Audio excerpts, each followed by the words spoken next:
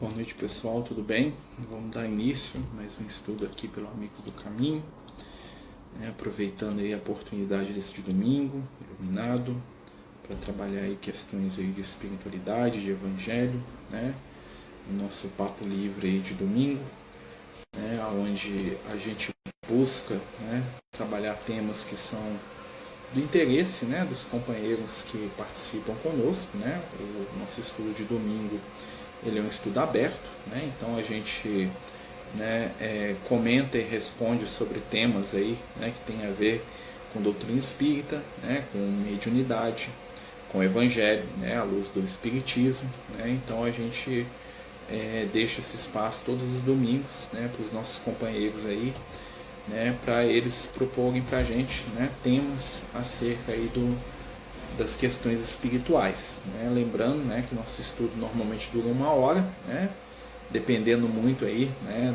da participação do pessoal, e aqueles que quiserem mandar para a gente qualquer questão, dúvida, pergunta, fiquem à vontade, é só mandar pelo chat, e nós vamos conversando sobre os assuntos que forem propostos aí pelos nossos queridos amigos aí que participam, tá? Então o nosso tema aí é o tema que vocês desejarem, mas para dar início, a gente sempre começa os estudos aí introduzindo um tema, lembrando a todos aí que o nosso objetivo, com todo esse trabalho, com toda essa caminhada aí de conhecimento espiritual, nada mais é do que abrir um espaço para a gente poder estar trabalhando junto aí questões e temas que sejam relevantes para o nosso despertar espiritual.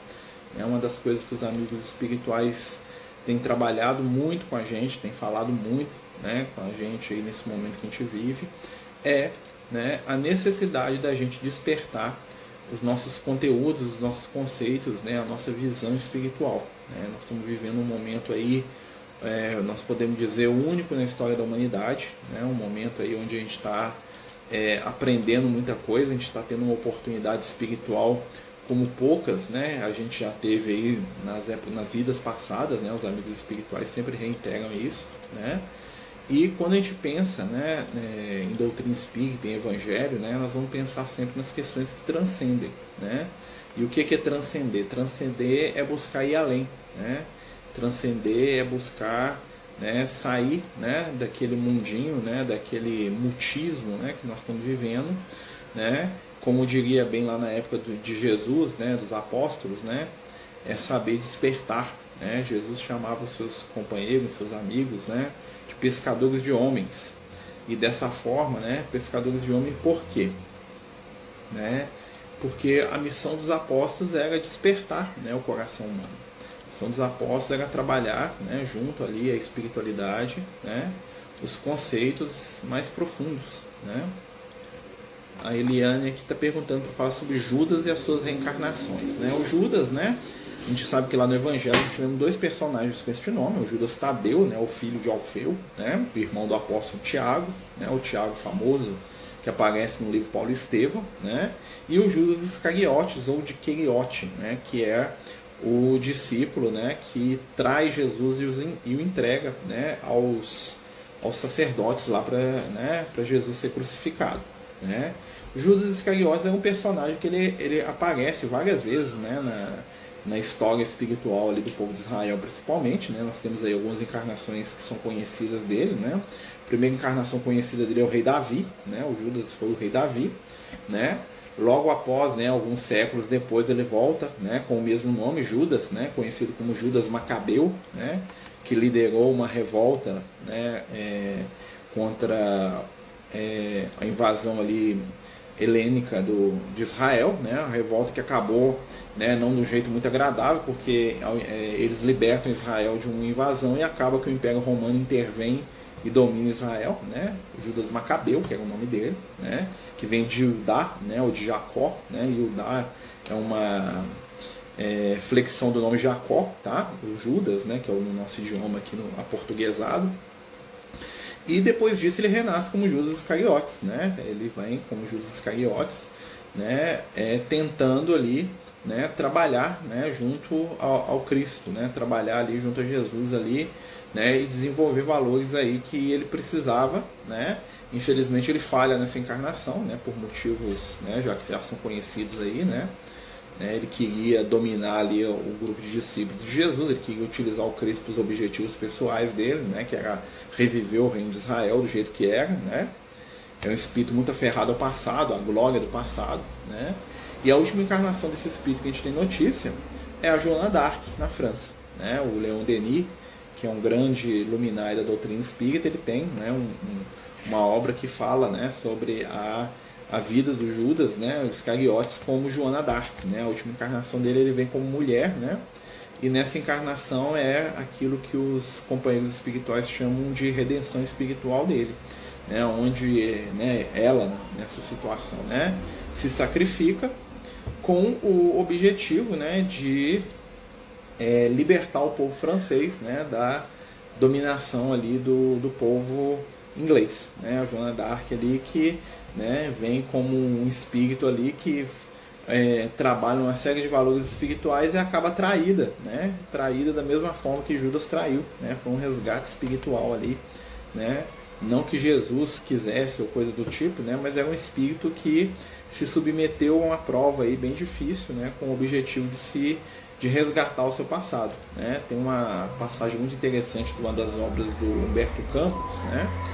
Que o Humberto Campos ele entra em contato com essa entidade, né? Com o Judas no mundo espiritual, e o Judas fala para ele, né? Que as mesmas pessoas que o condenam, né? Trocam Jesus todos os dias por muito menos do que 30 dinheiros, né? Trocam Jesus por, né? Vendem Jesus, né? Então assim, ele já está, né, resolvido, vamos dizer assim, né, já é um espírito redimido, já é um espírito iluminado hoje, né, depois de tantos erros aí, de tanta vaidade, tanta falha, né, e é interessante que o Judas, né, ele é um espírito que ele tomou, de certa maneira, tá, gente, né, segundo os amigos espirituais, ele entrou num lugar que seria do Paulo de Tarso, né, o Paulo de Tarso ia ser um dos apóstolos de Jesus, né, e aí o rei Davi vai lá e pede, né, para entrar no lugar. O Paulo de Tarso tinha sido o rei Saul, né, e Jesus conversando com ele fala, não, cede a vaga aí que depois eu te chamo, né?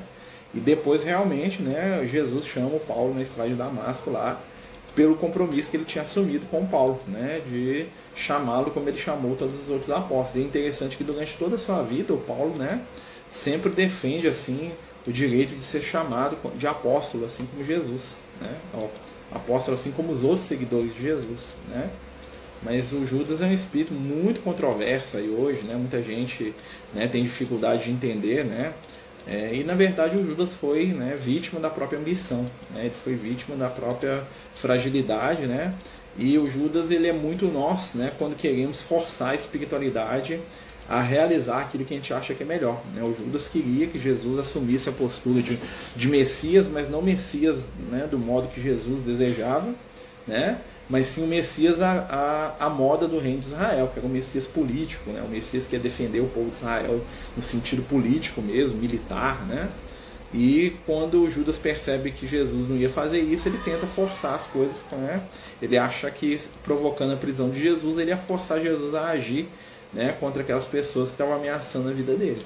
Por isso que o Judas suicida, né? Até porque ele nunca acreditou que Jesus ia morrer ou coisa do tipo. Ele achava que Jesus ia usar o poder dele e destruir os romanos, né? Era isso que ele tentou fazer, vamos dizer assim, com a traição dele, né? E Jesus sempre explicava que o poder dele não era humano, era político, ele não estava ali para isso, mas, né, é como nós, né? Nós desejamos que Jesus faça a nossa vontade muitas vezes, né? A gente quer que a espiritualidade, né, que os espíritos de luz realizem aquilo que a gente acha melhor pra gente, não aquilo que eles acham melhores, né? É como um bebê de 3 anos de idade querendo dizer o que o pai ou a mãe deve fazer para cuidar dele, para educá-lo, né? Então, assim, o Judas agiu como um bebê, né? Assim como nós também agimos muitas vezes, né, em relação aos desígnios superiores, né? Vamos lembrar que os espíritos de luz, né, que aqueles espíritos que são responsáveis pela nossa trajetória espiritual, eles não olham pra gente, né, como seres muito conscientes, não. Ou seja, a gente, para eles, é mais uma criança chorona, precisando de disciplina, né, e de cuidado, do que alguém cuja opinião vai ser levada em conta, né? Nós temos aquele menino que tem uma doença e que está querendo comer o pirulito que faz mal para ele, né? E aí a mamãe e papai espiritual simplesmente vão ignorar a gente, tentar, né, desvencilhar a nossa atenção daquilo, né? Só que a gente muitas vezes, né, se perde nesse tipo de situação, né? Às vezes a gente esquece, né, que nós não temos perspectiva, né? Uma coisa que os amigos espirituais falam muito, né? A nossa encarnação atual a gente consegue enxergar só o nosso ponto de vista de algumas situações, né? E muitas vezes do nosso ponto de vista nós somos injustiçados, nós somos sofredores, nós somos maltratados, né? Nós somos vítimas, né? E o que em verdade existe é que nós não somos vítimas, nós somos responsáveis pelo que acontece com a gente, né? Então nós não somos nem vítima e nem culpado também, porque a culpa também é sinal de imaturidade espiritual, né? Vamos lembrar sempre disso. Os amigos espirituais falam pra gente que o sentimento de culpa é característica de espírito ainda imaturo espiritualmente. Haja vista que todo espírito que está no umbral, né, nas regiões de sofrimento do astral, do mundo espiritual, né, que a gente chama de umbral, né, na doutrina espírita, são espíritos culpados. No sentido que eles se culpam ou eles culpam outras pessoas pelas suas dificuldades, pelas suas dores. Claro que a gente faz, né? A gente vai chegando no finalzinho, a gente vai fazer uma prece, né? E vamos canalizar aí vibrações para você, viu, minha irmã? Com certeza. Recebe aí agora o nosso amor. Marcelo, tive uma curiosidade sobre aquela passagem da fornalha, como eles entraram e não se queimaram. Um componente mediúnico? Ah, tá, a fornalha ardente 7 vezes aquecida, lá do Nabucodonosor, né? Aquela lá do Antigo Testamento, né? Que entra lá os Mesaque, Sadraque e Abednego, né? Que eram os amigos do profeta Daniel, que aliás é o João Evangelista, né? Na encarnação anterior, né? Aquilo ali é um conteúdo muito mais simbólico do que real, né? Para quem não está familiarizado, essa história está lá, lá nos livros lá do Antigo Testamento, né? Principalmente no livro de Daniel, né? E conta o Daniel, né? Que escreve o livro, né? Que não é outro senão o João Evangelista numa vida anterior, Francisco de Assis também, né? Conta o Daniel que 3 amigos dele, né? O Daniel não participa dessa história, não quiseram adorar lá um deus lá, né, mitológico lá do rei Nabucodonosor, né? E aí o rei, se não me engano, não é o Nabucodonosor, não, é o Dário, se não me engano. Eles tinham uma fornalha que quem não adorasse aquele deus era jogado dentro da fornalha. E eles jogam eles dentro da fornalha, né? E eles ficam andando lá dentro da fornalha lá e não se queimam, né? Então aquilo ali tem um conteúdo simbólico, tá? Não é um conteúdo não é um conteúdo, vamos dizer assim, real, no sentido assim que aconteceu deles entrarem dentro da fornalha, né? Na verdade, Sadraque, Mesaque e Abednego, né, que são os nomes babilônicos, né, desses companheiros aí do Daniel, né, são nomes simbólicos, né? Eles são 3 porque representam, né, a ideia, né, daquilo que é completo, né? O número 3 para os judeus representava tudo que é completo, porque eles têm a ideia da trindade, né? Aquela coisa toda, família, né? Então tudo que se repete 3 vezes, né? Por isso Jesus falava em verdade vos digo, 3 vezes você vai me negar, né? 3 vezes você vai dizer que me ama, né? Então esse é simbólico, é um símbolo para a gente poder entender, tá? O que isso quer dizer? Eles eram, né, fiéis ao Deus verdadeiro, né? Vamos dizer assim, dentro do conteúdo lá do livro de Daniel. E para se manter fiéis àquilo que eles estavam, eles se permitem entrar na fornalha. A fornalha são as adversidades, né? O fogo é sempre um símbolo de renovação. Entretanto, aquele que está sintonizado com as causas do bem, mesmo que na fornalha, ou seja, debaixo de todas as dificuldades, né? Debaixo de todo o processo de renovação que está acontecendo à sua volta, ele não é atingido. Por quê? Porque o fogo ele só renova aquilo que tem que ser destruído e refeito. No caso dos 3 amigos do Daniel, eles já estavam sintonizados com as forças do bem. Então eles não precisavam passar pelo fogo renovador. Então eles dentro da fornalha era inútil, né? Por quê? Porque a fornalha que representa ali, né? E aí o rei manda aquecer 7 vezes a fornalha, né? Para dar uma situação, e o número 7 de novo, que é outro número simbólico, né? Ou seja, porque o número 7 representa a ideia de perfeição, né? O número 7 é o número de tudo aquilo que é perfeito, tá? Dentro da cabala hebraica, né? O número 7 representa a perfeição, né? Por isso que O homem foi criado no sexto dia e Deus descansa no sétimo. Né? Por que Deus descansa? Isso é um símbolo também. Né? Por que o número do homem é o 6? Exatamente porque o estado evolutivo nosso é o sexto no degrau evolutivo. Por que o 7 é o dia do descanso? Que é o dia que a espiritualidade já não vai precisar preocupar com a gente. Nós vamos ser adultos espirituais. Né? Quando que eu chego no dia 7 da minha existência? Quando eu conseguir unir em mim os valores positivos do masculino e do feminino. Tá? O espírito perfeito, no sentido, né? Claro que é uma perfeição relativa, tá, gente? É o espírito que une em si, né, o conteúdo masculino e feminino em equilíbrio. Então eu tenho um masculino, eu tenho um feminino. Os dois estão em equilíbrio. Eu saio do estado humano, que é esse estado que nós estamos aqui hoje, e nós entramos no estado angélico, né, que é com o anjo. Tá? Um anjo é um ser que já conseguiu equilibrar os seus fatores femininos e masculinos. Ou seja, sua atividade com a passividade, né? Seu sentimento e sua razão. Né? Então é um ser que já está acima da condição humana. Tá? Então um ser que já está nesse nível, ele já está além da condição do ser humano. Né? Então é isso que simboliza. Ali a fornalha ardente representa a renovação. Eles não são queimados porque eles não precisam renovar nada naquele momento. Eles já estavam dentro ali, né, de um conteúdo espiritual de equilíbrio. Tá?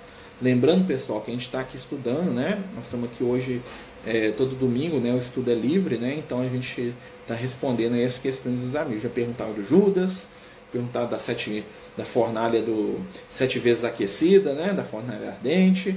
Então fiquem à vontade aí, né? Os temas que forem surgindo, né? Que a gente souber, claro, né? Porque, né? Apesar da espiritualidade ajudar, né? Eles estão sempre soprando e ajudando, né? Quem somos nós para entender ou saber de tudo? Mas dentro da espiritualidade aí, um pouquinho a gente consegue, né, conversar e dividir com vocês aí, tá? Então quem quiser mandar alguma pergunta, algum tema pra gente ir falando junto, tá bom? É só mandar aí no comentário, tá? Continuando, né, a gente está conversando aí sobre esses temas de evangelho, né? E é sempre bom, né? Então esse episódio não aconteceu, foi simbólico? Foi simbólico, foi simbólico. Tá? Os nomes são nomes míticos, tanto é que o Daniel nem aparece nessa história, né? Na verdade o Daniel usa de um recurso, né, semítico, né, que é a contação de história ou de uma parábola, né, para poder ensinar uma lição profunda, como Noé, né? O Noé também é um personagem mítico, né, gente? Primeiro, né, segundo a espiritualidade, o primeiro personagem real que aparece na Bíblia é o Abraão. Tá? O Abraão existiu, o Jacó existiu, o Isaac existiu, dali para frente existiu. Tá? Do Abraão para trás já é outra história. Marcelo, existe diferença entre reunião mediúnica e de desobsessão? Existe diferença. Tá? Nem toda reunião mediúnica é uma reunião de desobsessão.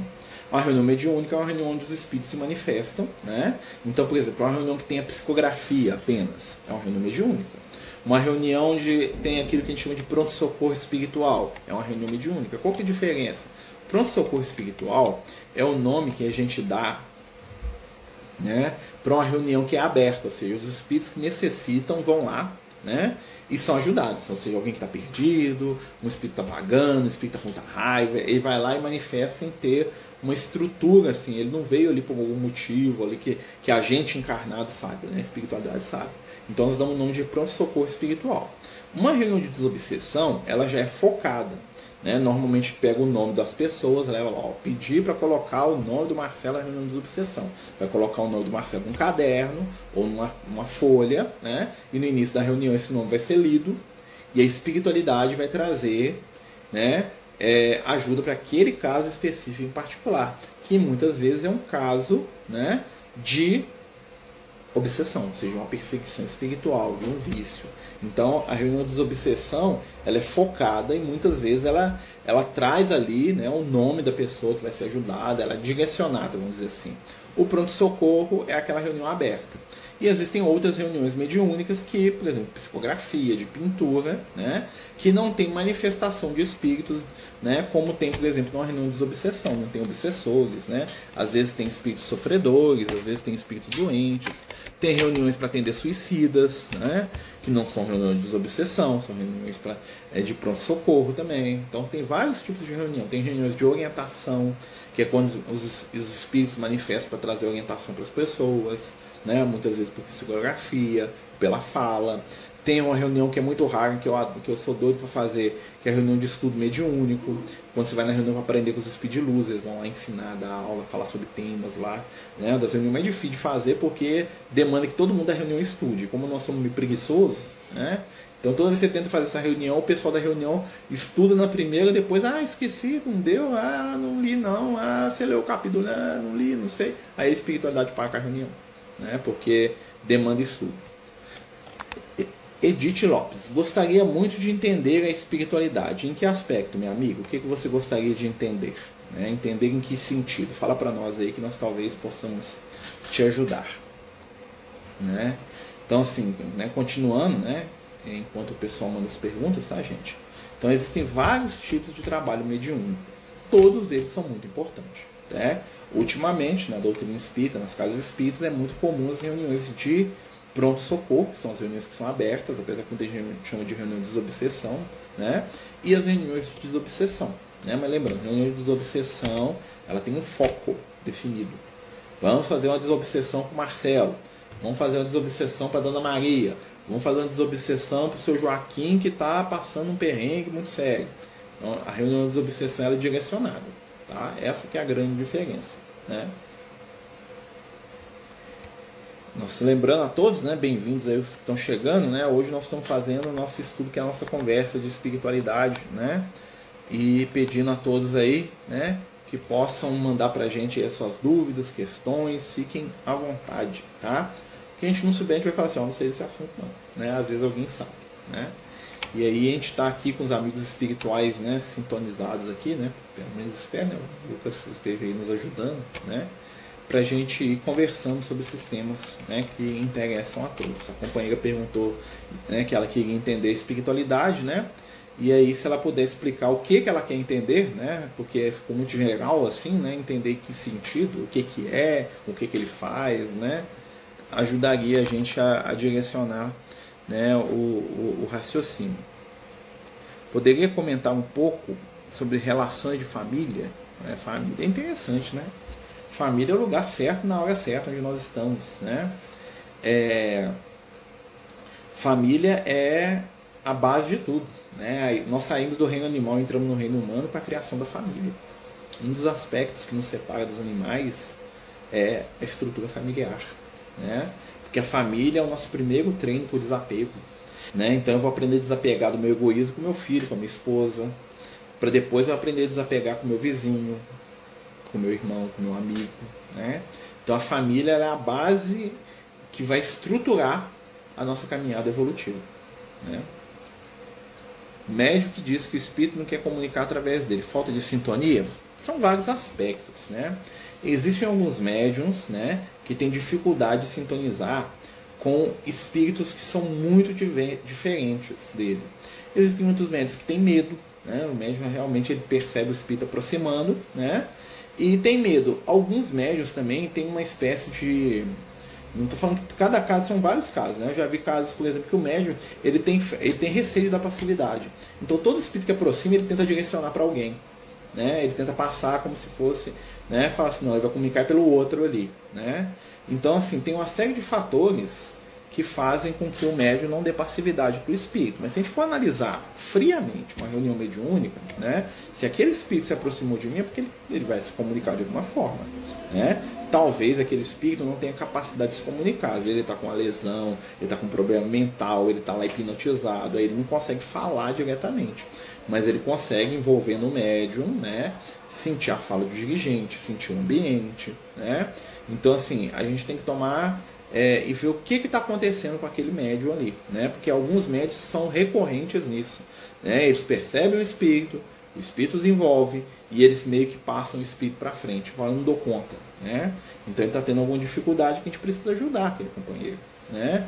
Outros médios também, né? Existem também companheiros que querem ser meio que o coordenador espiritual da reunião, né? Eles querem perceber os espíritos e direcionar para qual médico o espírito vai, né? Que também é uma tarefa que envolve menos envolvimento, né? Então, assim, eu não vou me envolver com o espírito, ele não vai me, né? Eu vou passar a bola para o outro, né? Então, são vários fatores que podem estar acontecendo ali, né? Ou então a energia do espírito é muito difícil para aquele médium, né? Então, às vezes, por exemplo, Imagina que tem um espírito, né, que é um estuprador.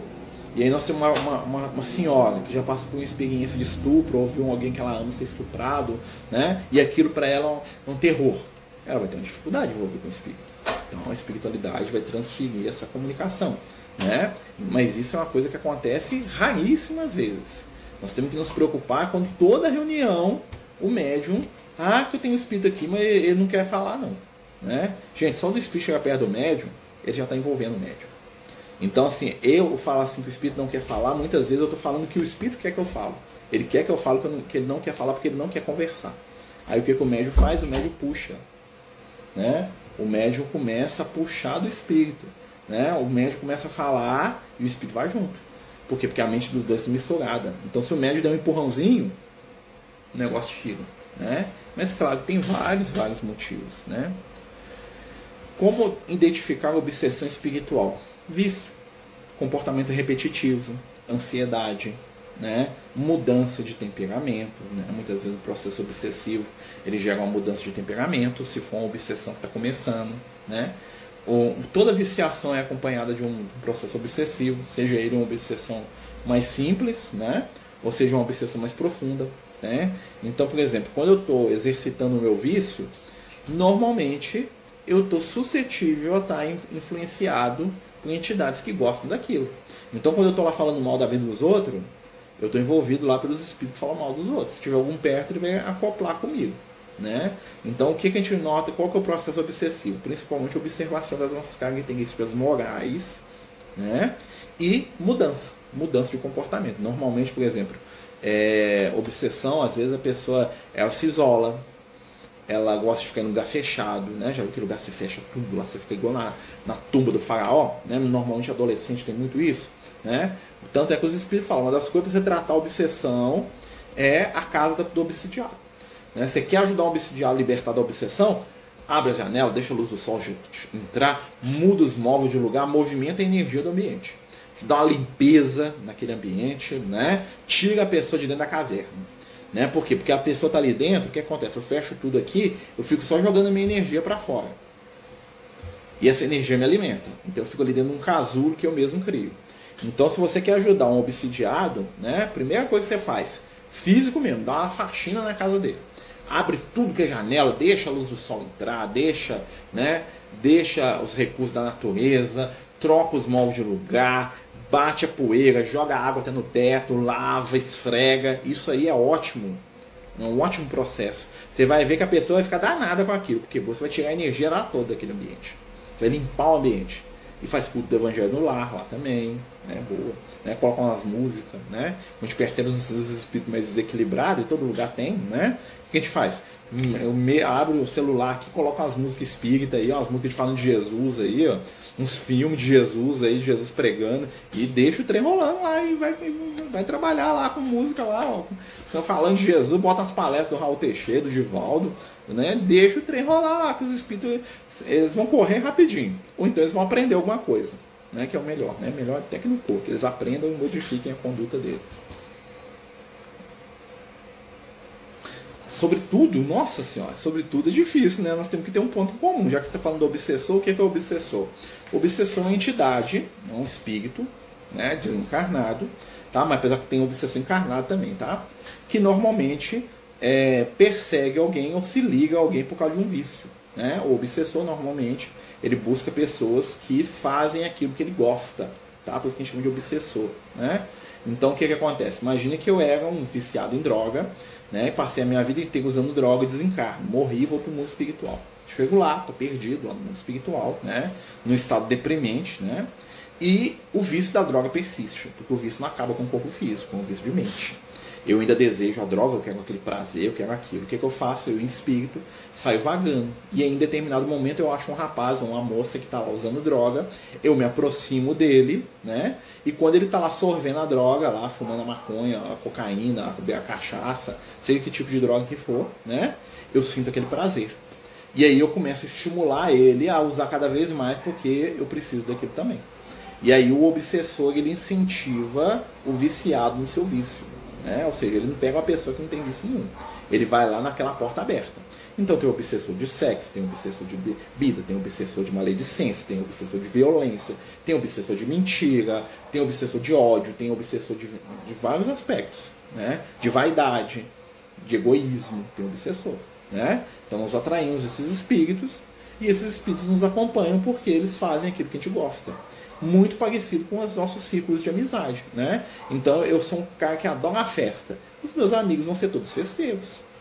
Que vão, no dia que eu não quiser ir na festa, eles vão vir aqui me chamar. Né? Eu sou um cara que gosta de dinheiro. Todos os meus amigos, o assunto predileto deles vai ser o quê? Grana, dinheiro. No dia que eu começar a não investir demais, ou não trabalhar igual doido, ou não passar a perna nos outros para ganhar dinheiro, eu vou falar, não, estão errado com você, Marcelo, você está mudando demais, entendeu? É isso. Só que isso no mundo espiritual. Né? E como é que a gente se afasta do obsessor? Mudança de conduta. Né? Que é o quê? Reforma íntima. O que é reforma íntima? Tentar vencer os nossos vícios, substituindo cada um deles pouco a pouco por uma virtude. Ocupar o nosso tempo no bem, ocupar o nosso tempo na luz, que é o que é mais difícil para o viciado. Né? Então, se eu sou viciado aqui no meu computador, né, e aí fala assim, Marcelo, vamos lá para o Francisco de Assis fazer uma palestra, nossa, eu vou largar meu computador, não vou não. Entendeu? Ou seja, a espiritualidade nos oferece oportunidades para a gente usar o nosso tempo com outras coisas que não é o vício. Então, para a gente vencer o nosso vício, nós temos que ocupar o nosso tempo com coisas positivas. É assim que se cura o processo obsessivo. Reforma íntima. Né? Marcelo, quantas pessoas tem na nossa família espiritual? Nossa Senhora, quantos mentores tem por família? Depende muito. Isso é uma coisa, o Diogo, que é variar de infinito. Quanto mais evoluído o espírito, mais individualizada é a atenção que ele tem. Tá? Então, por exemplo, um espírito muito iluminado, ele vai ter um mentor individualizado ali que vai ficar por conta dele, às vezes o dia inteiro. Um espírito mais simples, ele vai ter um mentor de grupo. Às vezes ele não precisa, é igual a escola. Né? Você não vai pegar um professor universitário com pós-doutorado e colocar para dar aula para o menino que está lá aprendendo a escrever. Você vai colocar uma professora de jardim da infância que vai ser, né, a referência necessária para aquela criança que está alfabetizando. À medida que a criança vai crescer, vai chegar um ponto que ele vai ter que ter vários professores. Né? Então lá no primeiro momento ele tem um professor só, porque o professor dá conta tranquilamente daquelas crianças. Chega um determinado momento que ele vai precisar de ter 3, 4, um de história, um de geografia, né? Daqui a pouco ele vai ter que dividir a ciência, aí vai ser químico. Em vez de ter um professor de ciência, ele vai ter que ter 3, de química, de física e de biologia, né? Ele vai ter que ter um professor de português, aí vai ter que ter um de literatura. Você está percebendo? Então, quanto mais a gente vai avançando, mais a gente precisa de um cuidado mais individualizado. Então, assim, muitas vezes o grupo familiar, todo grupo familiar tem um mentor, né? Que é um espírito mais evoluído, né? Que normalmente é alguém daquela família em outras encarnações, e ele assume ali o papel de mentor, né? Mas assim, a nossa família espiritual é enorme, né? É difícil até de contar, né? Por quê? Porque a gente tem várias encarnações, né? Então a gente não, né? Então a gente pensa aí quantas mães, quantos pais, quantos irmãos, quantos amigos, quantos primos, quantos maridos, quantas esposas a gente já teve. Difícil até da gente imaginar. E a ideia é essa mesmo, porque a gente tem que expandir o nosso passo. Por isso que a doutrina espírita fala muito de amar o próximo. Por quê? Porque o próximo, isso aqui é morador de rua que bate lá na casa espírita, aquela dona que vem com o menininho no colo, pode ter sido sua mãe na outra encarnação, sua irmã, sua esposa, seu amigo, seu pai, seu filho. Né? Então, você não sabe. Então, todo mundo é seu parente. Então, trata todo mundo como parente. Né? Marcelo, porque o povo da Ucrânia está sofrendo tanto? São pessoas que no passado fizeram algo ruim, tem que resgatar? Ali nós já estamos tendo um momento de prova, nem é tanto resgate, né, gente? Porque a guerra da Ucrânia, por mais que, né, seja ali dolorosa, nós vamos ver que em comparação, por exemplo, com a Segunda Guerra Mundial, né, a quantidade de morte é ínfima. Né? Nós temos aí mais de 1000 mortes, né, que a gente sabe que todas elas são lamentáveis, né? Mas você pensa bem, né? Se fosse na Segunda Guerra Mundial, na década de 40, eles já teriam bombardeado aquelas cidades todas, lá os números de mortes iam estar para mais de 200, 300 mil na primeira semana. Né? Então hoje as guerras são mais atenuadas. O que acontece, né, é o último ataque das trevas no mundo. Né? Os espíritos das trevas, eles querem causar uma guerra mundial no planeta. Eles não vão conseguir, não. Né? Isso pode ter certeza. Então o que eles fazem? Eles influenciam os líderes dos países, né? Que normalmente são entidades muito despreparadas, né? Os presidentes, os reis aí, né? Esses companheiros nossos que têm poder, normalmente são pessoas muito vaidosas, muito orgulhosas, muito arrogantes, que raramente lembram de fazer uma prece, e quando fazem é só para aparecer mesmo para os outros que têm religião, mas no fundo não tem, né? Então são pessoas facilmente manipuláveis por entidades desequilibradas, que vão lá, né, e incutem na mente daqueles líderes, né, ideias e pensamentos. O outro vai te derrubar, vai tomar o seu poder, vai mandar te matar, se você não matar, eles te matam antes, né? E essas entidades estão lá, né, nos escritórios, nas chancelas de diplomacia, né? E a influência delas é facilmente aceita por esses companheiros. Por quê? Porque esses companheiros que lideram, né, se esquecem que esse poder que eles possuem é um poder transitório. Né? Então é igual uma vez um amigo espiritual estava contando pra gente, na Segunda Guerra Mundial, os mesmos espíritos que iam lá falar por Hitler, matar os judeus, iam lá na Inglaterra influenciar o Churchill, ia lá na Rússia influenciar o Stalin, ia lá nos Estados Unidos influenciar o Roosevelt. Eram as mesmas entidades. A guerra era uma guerra onde os dois lados estavam sendo manipulados pela treva. Quer ver um exemplo disso? Vou dar um exemplo no filme para vocês entenderem, né? Quem já viu Star Wars, né? Vou dar um exemplo aqui, ó. Já viu Star Wars, né? Você vai ver que lá o episódio 2, o episódio 2 e o episódio 3 de Star Wars. O que acontece, né? O imperador lá, que é o ser do mal, né? O que ele faz? Ele cria uma guerra na qual ele é os dois lados da guerra. Né? Ele cria um grupo de separatista, e esse separatista ataca a República, e ele é o chanceler da República. Então ele cria uma guerra onde os dois lados obedecem a ele. E ele faz os dois lados brigar, porque no final quem ia ganhar era ele. Não importava o lado que ganhasse, porque os dois lados serviam a ele. Isso, aquilo ali, gente, tá? Parece um filme bobinho, né? Porque eu gosto muito de Star Wars, né? Mas aquilo ali é o que as trevas fazem hoje. Tá? Eles vão lá, manipulam o presidente dos Estados Unidos, vão lá, manipulam o Putin, vão lá, manipulam o presidente da Ucrânia, né? E eles, os líderes, e aquelas pessoas achando que elas vão vencer, na verdade elas são bonecos da mão de entidades monstruosas, mas inteligentíssimas, né? Que estão ali fazendo um jogo. E aí o que acontece? Vai acontecendo. Só que tem uma outra questão, né? Ao contrário dos filmes, né, existe a força do bem trabalhando, né? No filme a força do bem é destruída, né? Porque, né, os Jedi são destruídos, muito bem, né? Mas aqui não. Aqui nós temos Jesus. Então Jesus impôs um limite. Falou, vocês podem fazer a guerra que vocês quiserem, mas vocês não vão passar do limite tal. E não passam. Entendeu? Então aquilo ali é o mal contra o mal. Tá? E nós temos que tomar muito cuidado quando a gente analisa, né? Porque da mesma forma que a mãe dos ucranianos está vendo o filho morrer, a mãe dos russos está vendo. E muitas vezes o jovem russo que vai para a guerra, ele não tem culpa daquilo, não. Ele está indo que manda, se ele não for, eles prender ele. Né? Mas culpado é aquele que mandou. Lembra de Jesus falando? Né? E quantas instâncias de ordem? Mas culpado é aquele que está lá no mundo espiritual e orquestra tudo. Mas culpados somos nós que nos iludimos achando que tem uma briga do bem contra o mal ali. Na verdade é uma briga do mal contra o mal. O que acontece é que um dos lados do mal está mais atenuado. É um mal menor contra um mal maior, mas ainda assim um mal. Né? Então nós temos que estar conscientes disso e aprender com essa lição. Essa é das últimas guerras que a humanidade vai passar. Né? E não vai ser uma guerra mundial, não vai ser uma guerra atômica, porque os espíritos de luz estão trabalhando para poder evitar isso. Pode ter certeza. Eu lembro que meses atrás, gente, isso tem tem uns 12 meses atrás, eu lembro do Liel manifestando na reunião de e falando assim, gente, vou prestar atenção na Europa, a espiritualidade está trabalhando lá, o pau tá quebrando lá, claro que falando as minhas palavras, o espírito não falou o pau tá quebrando, né? Falou assim, nós estamos com um problema lá, nós vamos ajudar lá. Prestem atenção, observe. E tira queda. Só que o que acontece? A espiritualidade está contendo o negócio ali. Nós não ajudamos, essa que é a questão. Né? Vamos fazer prece pelos dois lados. Tá? Porque dos dois lados tem mães. Né? Lembrar sempre disso.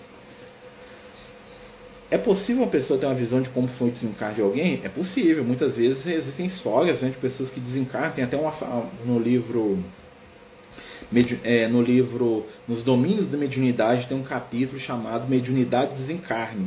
Que uma senhora, ela desencarna, ela sai do corpo na hora que ela está desencarnando, vai lá na irmã dela, e a irmã dela veio e acorda de noite e fala assim, minha irmã desencarnou, minha irmã morreu. Né?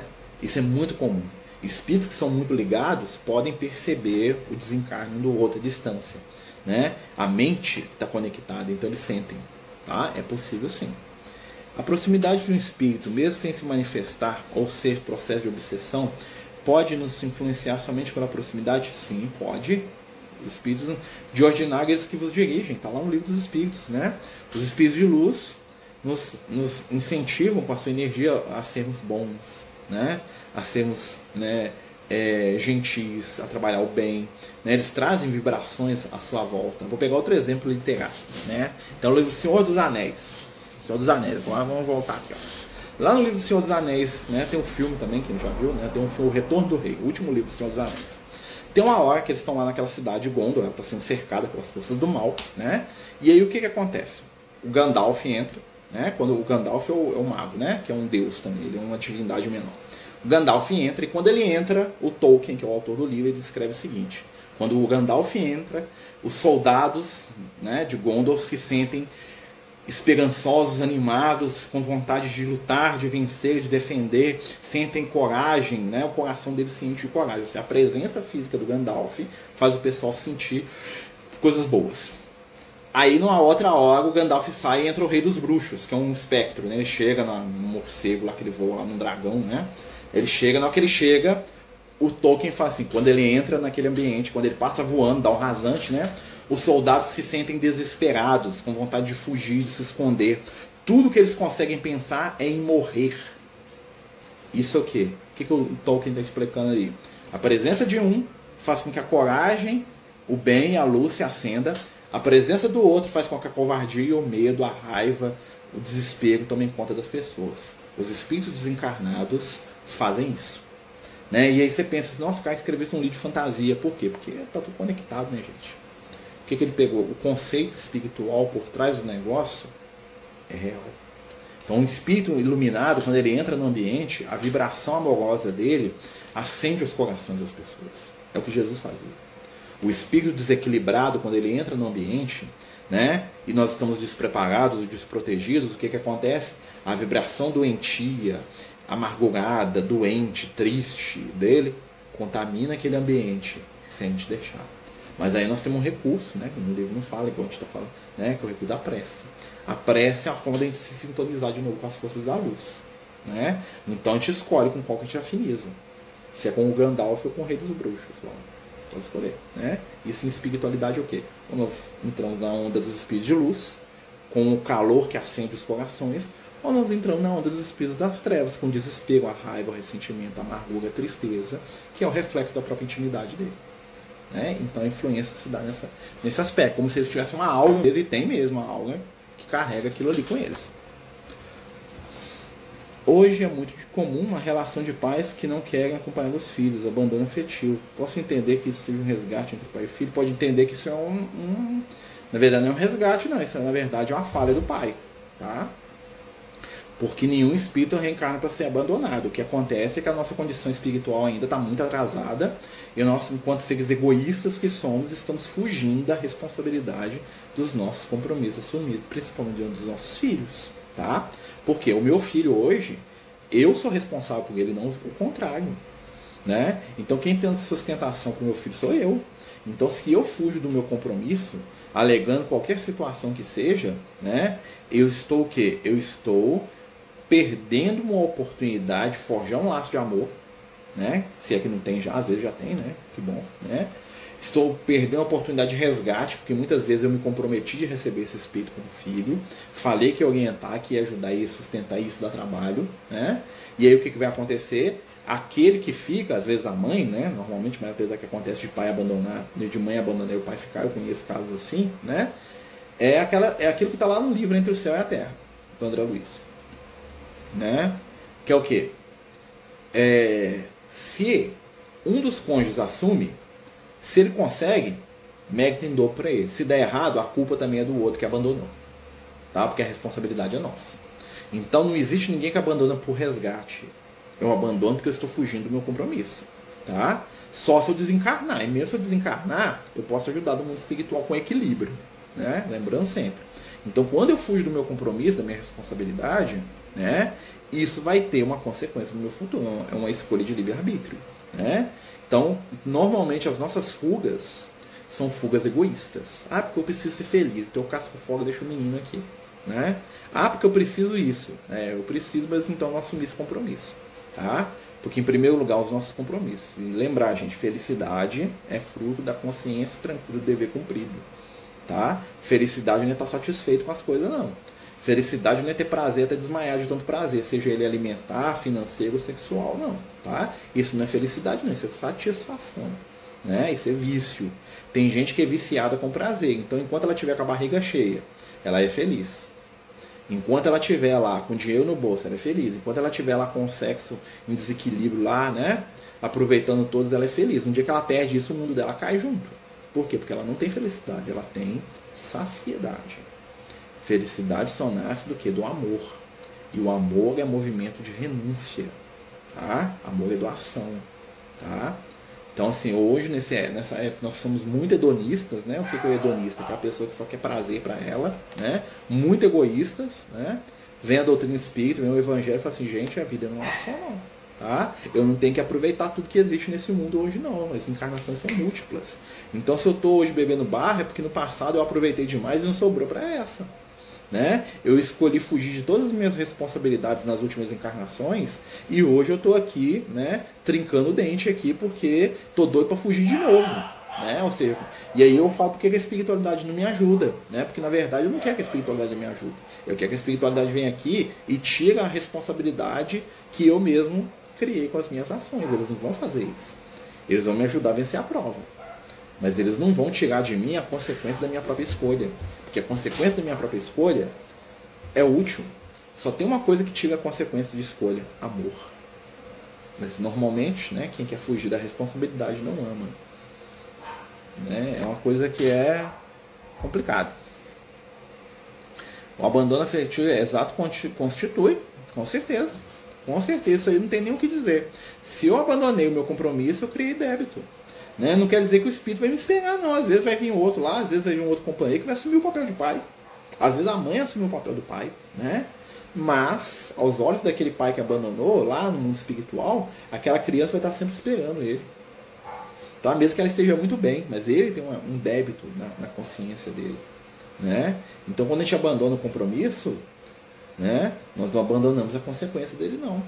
Né? Infelizmente nós estamos aprendendo a fugir, nós não queremos responsabilidade, né? Então nós estamos aqui, né? Que bom, né? Que Jesus nos dá a oportunidade de reencontrar, né? Quando passamos por alguma situação que gera muita preocupação e depois ficamos muito cansados com sono, um motivo espiritual desse cansaço, pode ser várias coisas. Primeiro, você gasta energia demais, né? Aí o espiritual fala, não, vai dormir aqui, aí os espíritos levam a gente para o mundo espiritual, dá uma, né, conversa, não, calma, nós vamos ajudar. Né? Muitas vezes os espíritos fazem isso, a gente está naquela prova violenta, aí você dorme. Você dorme, os espíritos tiram você do corpo, vão lá te consolar, falam, calma, nós vamos te ajudar. Aí você acorda até meio animado, assim, nossa, vai dar certo agora. Né? Normalmente eles fazem isso, né? Eles ajudam a gente a passar ali pela aprovação. Né? É possível, sim. Roteiro para fazer culto do evangelho no lar. Marca um dia e um horário, né? De preferência que você não fale esse dia, esse horário. Por exemplo, aqui em casa é terça-feira, 6h30 da noite. Né? Reúna sua família ou quem quiser participar, né? Com horário de dia marcado. Faça uma prece curta, simples. A leitura do livro do Evangelho, seja o Evangelho segundo o Espiritismo ou o Evangelho da Bíblia mesmo. Tá? Evangelho de preferência, tá, gente? As palavras de Jesus. Tá? Tem muita gente que faz culto lá, abre o Antigo Testamento. Não rola. Não que o Antigo Testamento tenha coisa boa, mas o Evangelho é tudo. Tanto é que chama culto do Evangelho lá. Então tem que ter Evangelho, tem que ter Jesus nesse negócio. Né? Palavra do Cristo. Né? Faz uma leitura curta de um trechinho, um pequeno comentário. Se tiver mais pessoas em casa, cada um faz uma leitura. Né? Pega lá uma obra do Chico, uma obra de criança para as crianças, tem vários livros infantis. Né? Cada um faz um comentário. O que você entendeu? A leitura do Evangelho vai dizer pra gente o que a gente precisa trabalhar na semana. Por exemplo, saiu lá perdão. Bom, você tem que trabalhar nosso perdão. Vai ter situações na minha semana que eu vou ter que perdoar. Né? Fica preparado. As outras leituras, né? Você vai ler lá um Fonte Viva, um Caminho, Verdade e Vida, um livro que desenvolve as ideias do Evangelho. Né? O que você vai fazer? Aquele livro vai te dar um roteiro do que você precisa fazer durante a sua semana. É isso. Né? Faz uma prece final, terminou. né? Algumas pessoas deixam uma garrafinha com água lá para fluidificar, outras deixam um copo, pode deixar, né? Mas sempre criar essa rotina, que você faz sempre no mesmo dia, no mesmo horário. Ah, vou viajar, faz onde você for viajar. Ah, eu não estou em casa, faz onde você estiver. Né? O culto do lar é onde nós estamos. Né? Ah, vou ter um imprevisto, avisa a espiritualidade. Fala, semana que vem, amigos espirituais, a gente não pode não, vamos mudar pro dia? Muda o dia, depois volta ao normal. Né? E cria o hábito, que a espiritualidade vai saber, ó, todo dia, toda terça-feira, lá na casa do Marcelo, 6h30 é a hora do culto. Então, vem cá, Lucas, os amigos espirituais, vêm. Né? Os Marcelo atrasa, esquece, eles dão, faz culto. Não, meu filho, é culto. Entendeu? Então, vamos tentar. Esqueceu, atrasou, não tem problema, faça do meu jeito. Amigo, o que fazer em um ambiente turbulento que não temos como sair do local? Dou o que você tem. Se o ambiente é turbulento e você tem paz, dá a sua paz para o ambiente. Senhor, fazer de mim instrumento da vossa paz. Onde houver trevas, que eu leve a luz. Lembra do Francisco de Assis? Onde houver ofensa, que eu leve o perdão. Onde houver discórdia, que eu leve a união. Onde houver dúvida, que eu leve a fé. Onde houver tristeza, que eu leve alegria. Onde houver desespero, que eu leve esperança. O que isso quer dizer? Se você está num ambiente que ele é difícil, nada te impede de ser o primeiro a acender a luz. Acenda a sua luz. Confie na sua luz. Abra o seu coração. Né? Porque o ambiente pode ser difícil, mas lembre-se, os espíritos de luz descem nas trevas para resgatar e não são contaminados pelas trevas. Eles respeitam o ambiente, eles ficam lá brigando com os espíritos das trevas. Eu tô aqui para quebrar o pau com os espíritos das trevas, imagina, né? Chegou o Goku lá, né? Luz para todo mundo aí, ó. Não. Os espíritos de luz, eles vão nas trevas, não são contaminados pelas trevas, mas eles vão lá e voltam. Então você está num ambiente conturbado, esteja lá. Né? Deseja a sua paz. Lembra Jesus falando? Se entrou num lugar, deixa a paz. Se não tiver ninguém da paz, a paz torna para você. Mantenha-se em paz. Ou seja, mantenha-se equilibrado. É fácil? Claro que não é fácil. Né? Mas a melhor forma de fazer o bem é acender a própria luz. Faz prece, treina o silêncio, compreensão, a renúncia. Né? São ações de conta-gota que dão um outro momento, uma outra vibração para o ambiente que a gente está. Né? A luz, mesmo que seja uma gota, dissipa a treva. A luz é maior que a treva. Acende a sua luz. Confia na espiritualidade.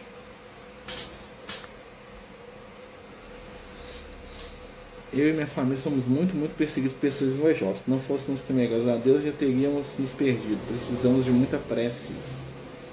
É só não entrar na energia. Pessoa te jogou energia negativa, devolve o bem. Da outra face. Lembra Jesus? Orai pelos que vos caluniam. Né? Se você acha que alguém está te perseguindo, faz prece por ele. Começa a fazer prece. Ô Jesus, abençoa o fulano.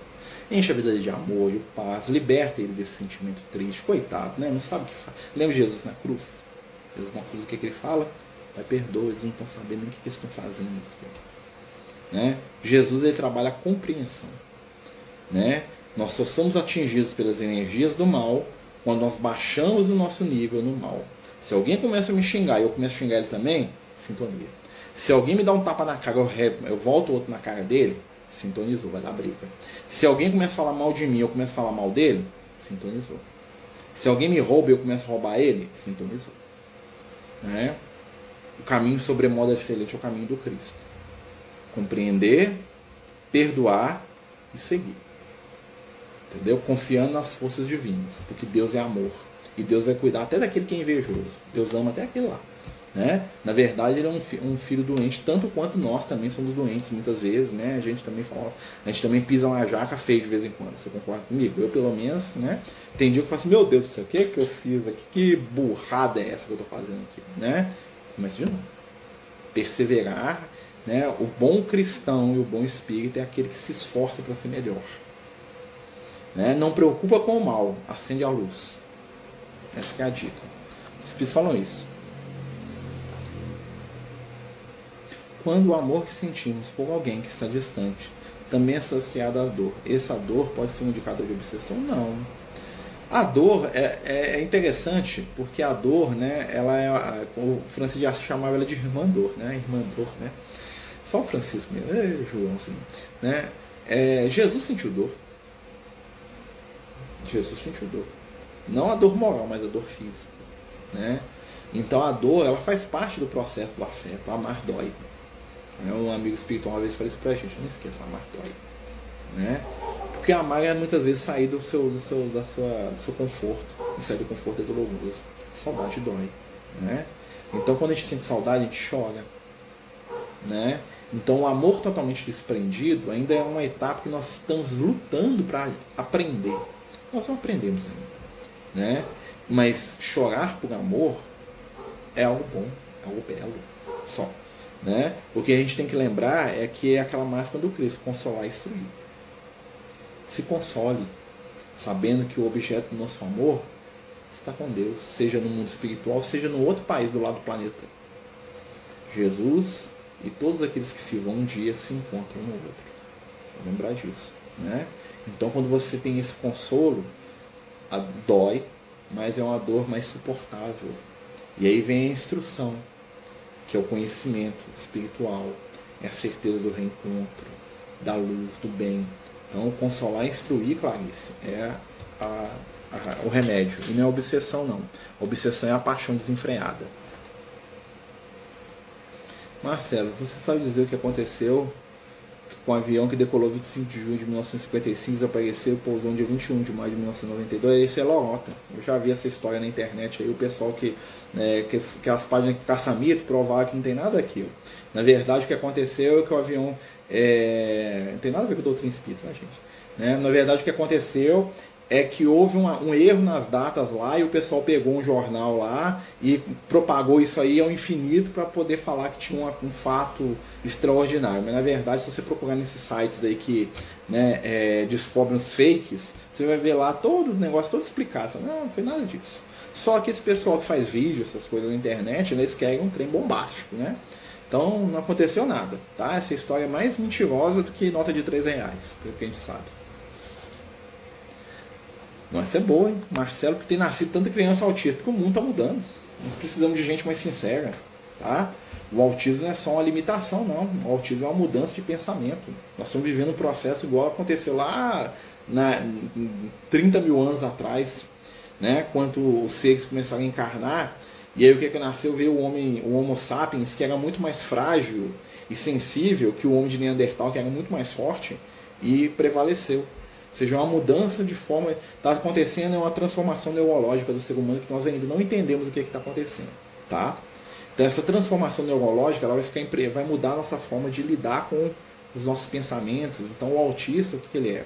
Ele tem uma série de características positivas, né, que vão ficar para o futuro. Tá?